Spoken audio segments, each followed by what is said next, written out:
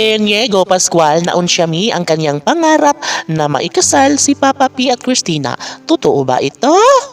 Kung ganun man ay wala nang iba pang maibahagi si Iniego sa taong bayan. Sa totoo lang ay nais na magkaroon ng kasagutan ang lahat na kayang patunayan ni Piolo at Casey habang buhay niyang ilalaan ang isang pag-ibig na talaga nga namang walang sino mang makakapigil kung ayaw at gusto ni Piolo Pascual at Casey Concepcion na ipagpatuloy ang kanilang relasyon.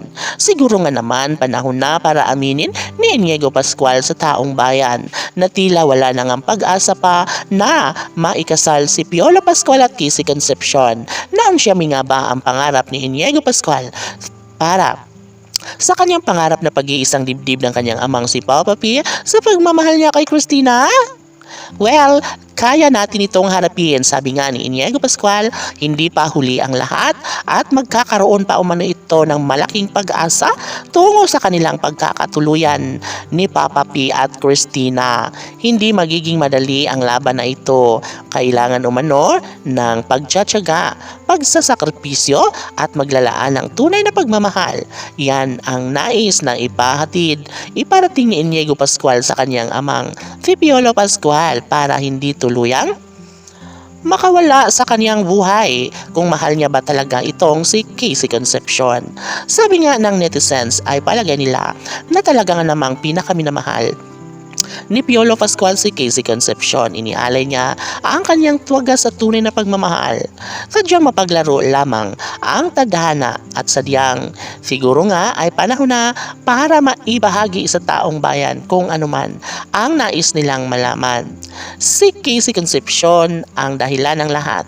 Si Casey Concepcion ang naging ugat kung bakit nagkalayo sila ni Piolo Pascual. Sabi nga ni Iniego Pascual, sadyang ganun talaga ang panahon at tanggap niya naman kung ano nga naman ang mga plano ni Casey Concepcion.